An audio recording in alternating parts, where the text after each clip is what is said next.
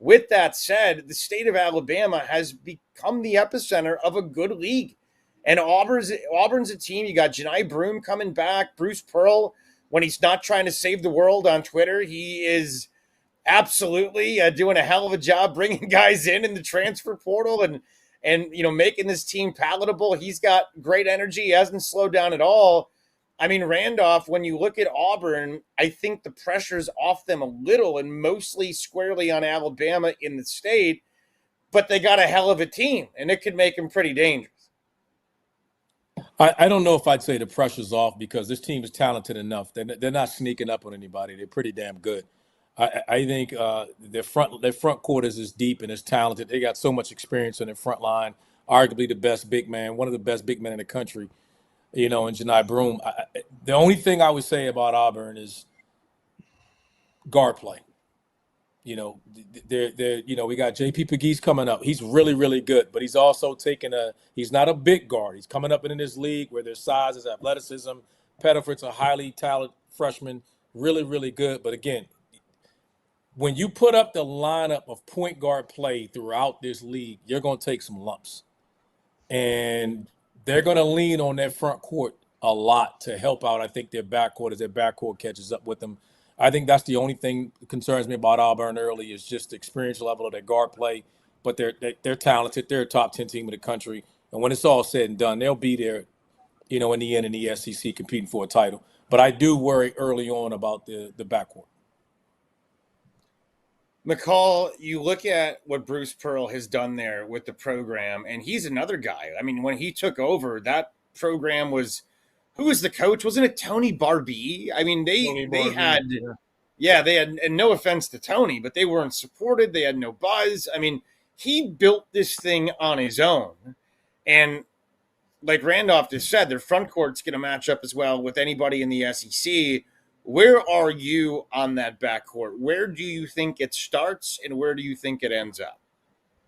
Well, first of all, I think Chris, you bring up a great point just in terms of what he's done with the program, right? Like when I was an assistant at Florida back in 2012, 2013, and you would see Auburn on the road, you weren't feared going into that environment. It wasn't going to be this like ruckus crowd of sold out where you walked out there on the floor. You had to be able to create your own energy, and what he's created there is truly remarkable. I'm with RC just in terms of the backcourt play. Now, I think J.P. Pegues is one of the best transfers that was out there in the country.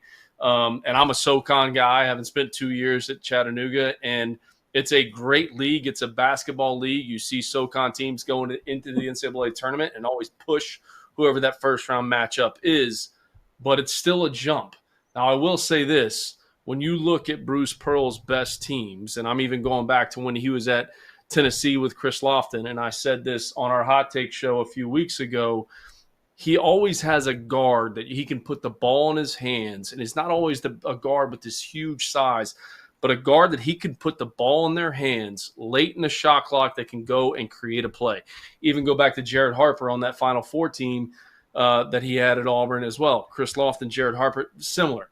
Can J.P. Pegues be that guy? His numbers prove that he can, but again, how does he adjust to life in the SEC?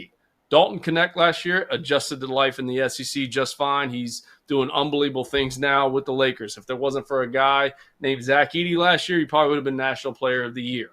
So how does he adjust to life being on one of the best teams in the country, I think is the biggest key for this Auburn team. It's a big key, and it's certainly going to, it might take a little time early on. It might not be smooth or pretty at the beginning, but Terrence, when you look at this program, I got to believe for Auburn, they feel that they're as good as Alabama. I feel, that certainly they know that Alabama's got all the pressure and the bullseye on their back after being the team from the state that went to the Final Four a year ago. I just wonder how Bruce does it all. I mean, this guy has, most coaches don't pay attention to the world outside of their team.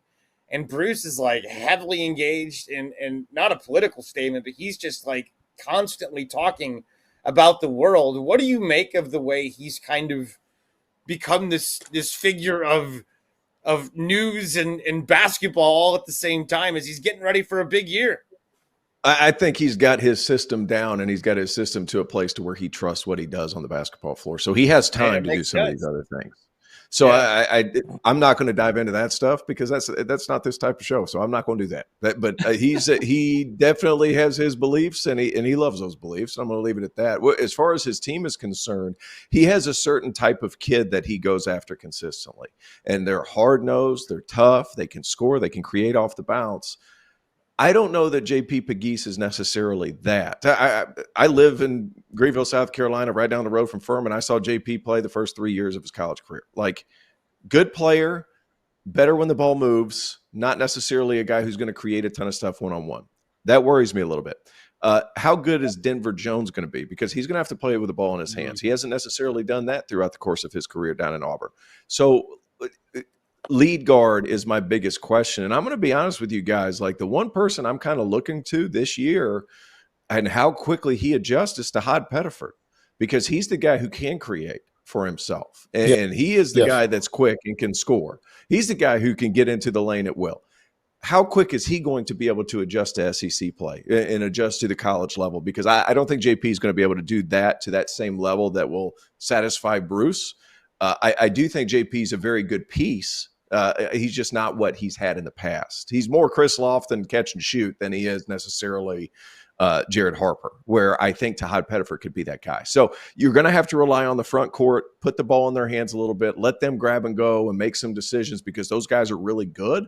I just worry that point guard spot, how's that going to go? And I'll be honest, if you get that point guard spot rolling, Janai Broom's going to have another great year. Miles Kelly, we don't talk about enough. That dude can play. RC did a bunch of ACC games. He's a really good player, but somebody's got to get it to him because he's not a lead guard. So like that point guard spot at Auburn is my biggest concern. And my other biggest concern is how quick can Todd Pettiford get ready for game action in a league that is going to be brutal from top to bottom. I will say this about you mentioned Miles Kelly there. I think what he could be, T.O., is a secondary ball with size, and he can make shots. So we're talking about that backcourt. Miles Kelly is a name that I would remember because he can be a secondary ball handler. And, again, when you got a big guy inside that's going to command extra attention, it makes the transition for these guards a hell of a lot easier. And that's why I think you better get them early because I think by the time February comes around, they get enough minutes under their belt and enough time to kind of get together. I think Auburn's a problem.